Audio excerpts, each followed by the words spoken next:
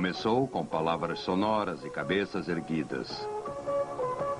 Terminou com lemas grandiosos e cabeças decapitadas. Ela veio para trazer a igualdade e liberdade, mas em vez disso, trouxe a ditadura e a nova hierarquia de um império grande e poderoso. A Revolução Francesa, neste episódio de A Tradição Ocidental.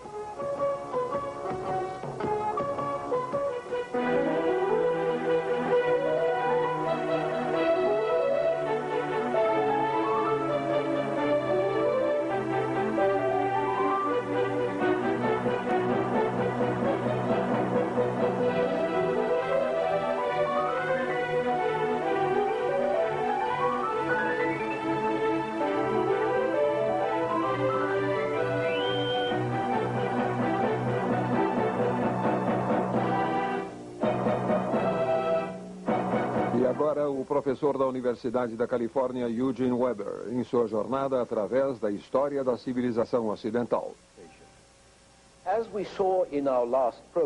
Como vimos no nosso último programa, a Revolução Francesa foi uma época fascinante, porque tudo parecia possível.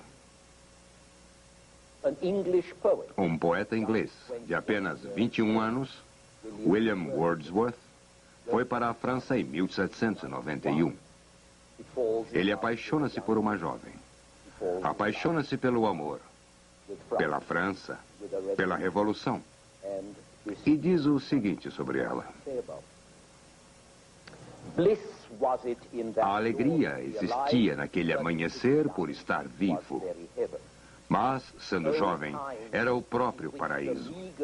Oh, tempos em que os costumes escassos e insípidos, a lei e o estatuto, tomaram de uma vez a atração de um país em romance. Era um conto de fadas, uma terra de romance. Mas havia mais que romance. Havia o iluminismo em ação. Havia uma história em andamento.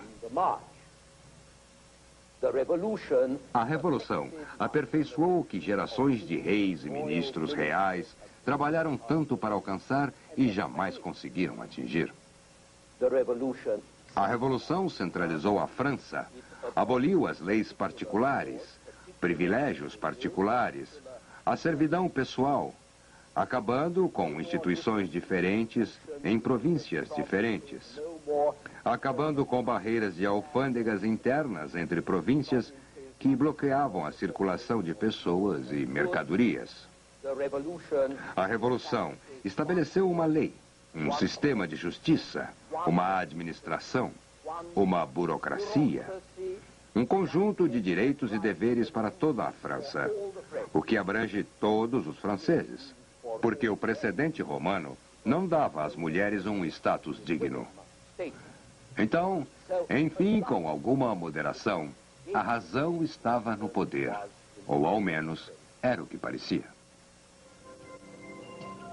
A razão deu a métrica da psicólogos e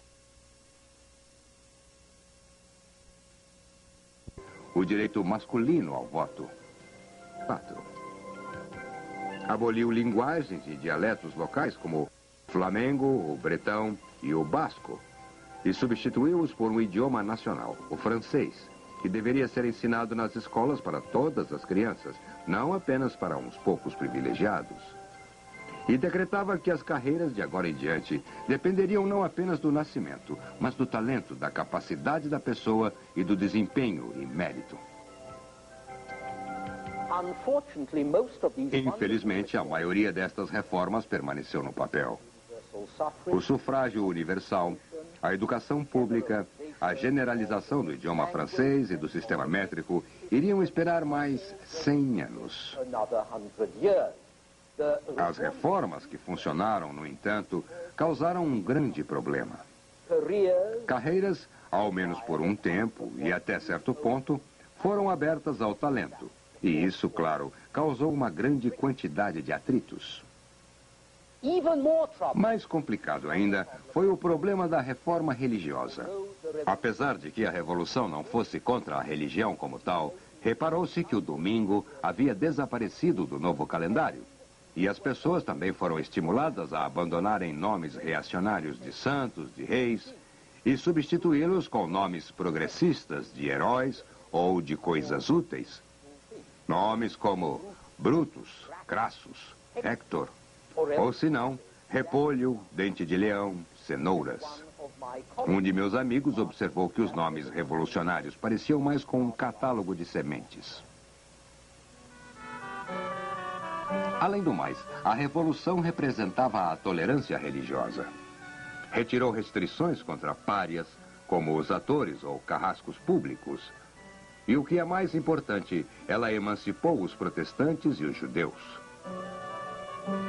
Todos estavam livres para praticar a religião que quisessem, contanto que ela não ameaçasse o Estado, e isso não era nada aceitável para os bons católicos. O que era ainda pior, do ponto de vista católico, é que o novo Estado queria controlar o clero ainda mais do que o velho regime havia feito. A Revolução confiscou a propriedade da igreja e deu salário ao clero. Assim sendo, os padres tornaram-se funcionários públicos, tinham que fazer um juramento de lealdade, tinham que servir o Estado e não o Papa. Isso iria ocasionar uma grande confusão. O Papa proibiu o clero de jurar fidelidade ao Estado e à Constituição. Aqueles que jurassem seriam excomungados, e isso dividiu a Igreja Francesa numa minoria que fez o juramento para o Estado e uma maioria que se recusou e foi presa ou exilada, ou forçada a se esconder. O fato dividiu os cidadãos franceses entre aqueles que obedeciam ao governo e os que obedeciam ao Papa. Entre estes últimos estava Luís XVI, que se acomodara a todas as outras mudanças dos anos anteriores, mas a crise religiosa impediu-o de pôr em prática a Constituição, que ele havia jurado seguir em teoria, e mais adiante ele iria perder sua cabeça. O rei e a rainha também, ambos executados na grande praça que o avô de Luís ajudara a projetar, a qual hoje é chamada, com um certo humor negro, de a Praça da Concórdia. A essa altura, a mudança evolutiva, que a Revolução havia simplesmente acelerado, descarrilou, e a França foi escancarada por uma verdadeira revolução violenta. Deram fim à monarquia, a Constituição liberal foi descartada, a ditadura e o terror tomaram conta. Enquanto que o primeiro estágio da Revolução fora liberal e não muito violento, o segundo estágio, que começou em cerca de 1792, não foi liberal, tentando impor coisas para as quais a França não estava preparada. Assim, tinha que se usar a força e tinha que se usar o terror. A liberdade política tinha que ser protegida pela ditadura. A Revolução dizia que defendia a liberdade e a igualdade. Mas a liberdade e a igualdade eram muito difíceis de serem conciliadas, porque o exercício da liberdade intensifica as desigualdades naturais. A razão e a tolerância também são difíceis de serem conciliadas, porque a razão pode levar à intolerância, como aconteceu quando os dogmáticos racionalistas entraram em guerra contra os padres, em nome da razão, e os igualitários dogmáticos entraram em guerra contra patentes, riqueza ou qualquer tipo de distinção, e até habilidades. Então, liberdade e igualdade tornaram-se vítimas de uma revolução que foi realizada em nome delas. A guilhotina foi um símbolo adequado para a situação na qual entusiastas bem-intencionados se lançaram, como um deles disse, para forçar as pessoas a serem livres. Lembrem, no entanto, que ninguém sai por aí para tornar a vida um inferno deliberadamente. O terror, como era chamado, era o uso da força ou da violência legal a fim de tornar o mundo um lugar melhor. O terror revolucionário matou algumas milhares de pessoas por execução e depois matou umas centenas de milhares nas guerras civis que provocou. Também formou as tradições básicas para o futuro, tais como Preços fixos que tiraram as mercadorias e especialmente os alimentos fora de circulação do mercado. Um papel moeda corrente que rapidamente perdia seu valor e deu má fama ao dinheiro de papel na França pelos 100 anos seguintes. Foi um estado policial para impor pela força seus decretos e seu criticismo sufocante. Um estado policial muito mais rigoroso que a própria Inquisição conseguira impor e que recorreu a guerras estrangeiras para resolver problemas insolúveis em casa. A França tinha que enfrentar o que parecia uma ameaça de poderes reacionários estrangeiros. Em 1792, a França mobilizou um exército de voluntários para lutar contra a Prússia e a Áustria. Em 1793, o governo revolucionário declarou guerra à Inglaterra, Holanda e Espanha, tudo em um mês. Por outro lado, o governo revolucionário transformou o país em uma nação. Ele declarou que na França, os que eram apenas súditos de seus reis eram agora cidadãos de um Estado soberano. Acionistas igualitários da nação. Isso era uma coisa boa e iria pagar dividendos no futuro. Significava que a soberania do povo era muito mais poderosa e muito mais abrangente do que a soberania que um rei jamais tivera. Significava que o governo que representava essa soberania poderia aumentar mais os impostos do que qualquer rei. E significava que o Estado poderia mobilizar não só o dinheiro de seus cidadãos, mas seus corpos também. Esse é um cartaz de recrutamento francês. O recrutamento obrigatório não era novidade na Europa. Os suecos usaram esse tipo de recrutamento durante a Guerra dos 30 Anos. E o grande ministro de Luís XIV, Louvois, tentou introduzir isso na França, mas teve que desistir da ideia devido a muita oposição. Depois foi a Prússia, que aperfeiçoou seu sistema de serviço militar regular para todos os homens saudáveis, junto a uma reserva e com planos para a mobilização geral, meio pelo qual a Prússia sobreviveu e prosperou durante o século XVIII. Em 1789, tinha quase 200 mil homens sob armas, enquanto que o rei da França só podia contar com 180 mil, apesar de a França ser muito maior. E os 200 mil soldados da Prússia custavam a ela apenas 1/3 do que o exército menor da França custava. Porém, em 1792, com 3 anos de revolução, os franceses entraram em guerra com quase toda a Europa, requisitando sua própria população em massa.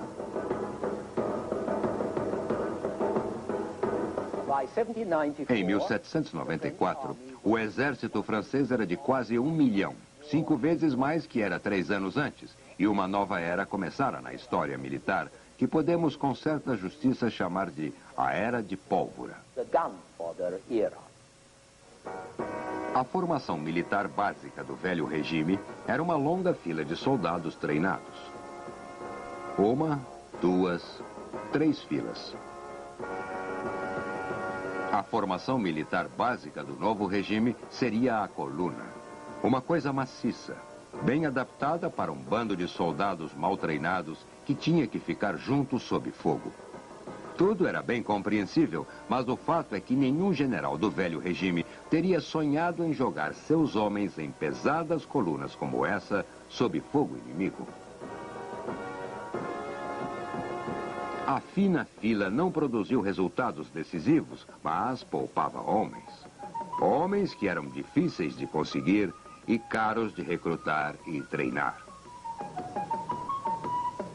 Mas os generais da Revolução e mais tarde do Império Napoleônico usavam seus homens sem contar as baixas. Eles sabiam que o Estado poderia sempre conseguir mais deles, porque viam toda a nação francesa como um reservatório que era grátis. É possível que os massacres em larga escala que se seguiram estiveram sempre ligados ao renascimento da ideia de guerra total, uma ideia que o século XVIII havia esquecido. As dificuldades de 1793 produziram não apenas a mobilização dos homens, mas, como já foi dito, a mobilização de civis de todas as idades e sexos e a tentativa de controlar os recursos nacionais, de um modo que jamais havia sido visto antes. A diferença entre a guerra total que os franceses inventaram de modo casual em 1790 e a guerra total que tememos hoje nos anos 90, apesar de ser grande, é só uma questão de grau. E de novo, observamos o curioso paradoxo de que algo que começou tão esperançosamente e com intenções tão boas como a Revolução Francesa produzisse resultados tão extraordinários e aterrorizantes. As vitórias de generais revolucionários, por exemplo, eram facilitadas pelo fato de que eles abandonaram todas as regras e inibições aceitas, convenções de guerra, tal como uma guerra era concebida no século XVIII. E isso fez com que a guerra piorasse muito. As guerras destrutivas do século XVII levaram à criação de um sistema de guerra limitada no século XVIII, formalizando a conduta de guerra, limitando sua destrutividade tanto para os soldados como para os civis. Mas os generais franceses agora o abandonaram. Primeiro, por necessidade, estavam lutando contra todos de uma vez e não tinham tempo para gentilezas. E também porque não ligavam para a ordem estabelecida, nem para o código estabelecido pelos inimigos. Eles violavam fronteiras, fomentavam revoluções, promoviam rápidas retiradas e movimentos. Ao ignorar todas as convenções boas e confortáveis, reintroduziram as velhas práticas impiedosas para o uso corrente e, eventualmente, seus inimigos as adotaram também.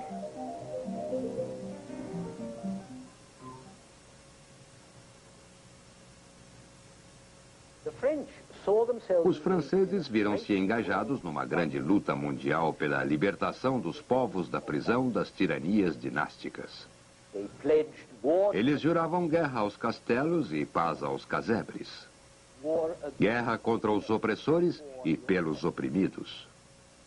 Eles declararam que ajudariam todos os povos que queriam ser livres. Dependendo do modo que você encare isso, era um cheque em branco para a rebelião ou uma provocação imperialista contra outros poderes da Europa. Mas aconteceu que algumas populações não queriam ser libertadas ou não queriam adotar as instituições que os franceses achavam que eles deveriam adotar. Segundo os revolucionários, tais pessoas tinham que ser libertadas de suas inibições. Elas precisavam de guias franceses, comissários e captores, para ensiná-los a serem livres, como os próprios franceses tinham que ser ensinados. Aqui também você tinha a ideologia e a prática de uma revolução nacional que transformaram a desordem revolucionária em ditadura revolucionária e as guerras de liberação nacional em guerras de imperialismo nacional. É outro exemplo de como a revolução aperfeiçoou o que gerações de franceses tentaram, mas jamais conseguiram.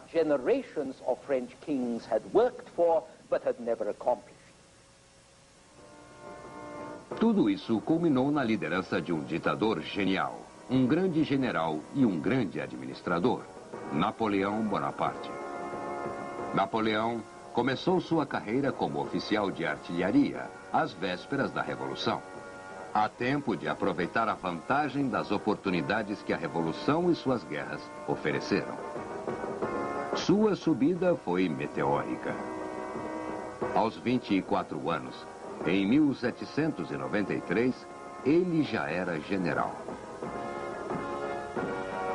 Em 1795 e 96, ele esmagou os exércitos da Áustria e da Sardenha. E logo toda a Itália e a Suíça haviam caído sob domínio francês também.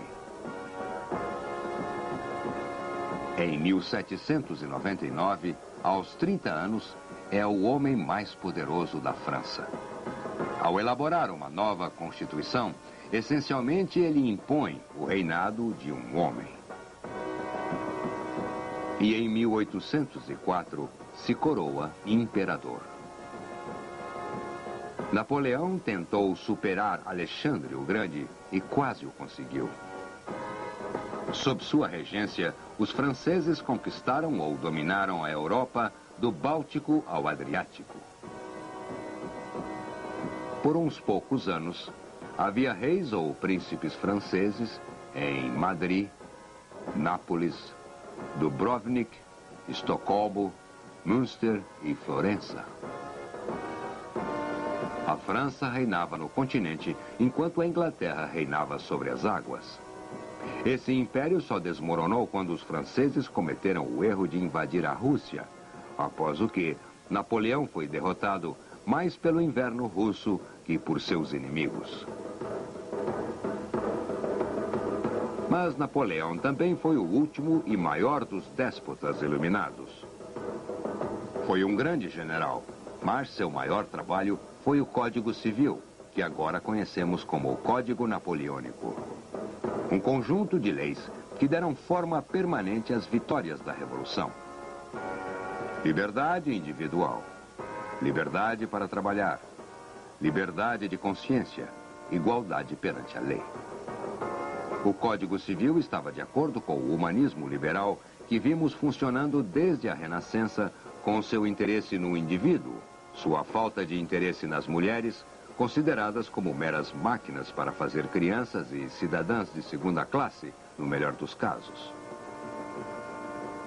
As vitórias dos exércitos napoleônicos prepararam o caminho para o Código Napoleônico e também prepararam o caminho para a evolução do povo ocupado pelos franceses em direção à liberdade individual. Os exércitos napoleônicos agiram como catalisadores. Onde passaram, destruíram o que sobrara das instituições feudais, aboliram a escravidão, emanciparam os judeus e trouxeram liberdade de empreendimento. Antes de Napoleão, a liberdade individual tinha seus limites no Reno. Em 1812, esses limites avançaram um pouco, chegando a uma linha que ia da Dinamarca até a Bavária, e depois para o sul, para o Adriático, que também é a linha que divide a Europa Ocidental do ex-mundo comunista. Mas tendo libertado essas pessoas do velho regime, alimentando-as com ideias liberais, ensinando-as a pensar desses modos franceses novos, Napoleão conseguiu um resultado que não pretendia. Deu-lhes a ideia de soberania nacional e de autodeterminação nacional. A ideia de que, se eram livres como indivíduos sob a lei, eles também deveriam ser politicamente livres, sob um Estado que escolhessem, e não um imposto pelos franceses. Contra sua vontade, o conquistador tornou-se o instrumento da libertação política e de um liberalismo político que ele não pretendia trazer.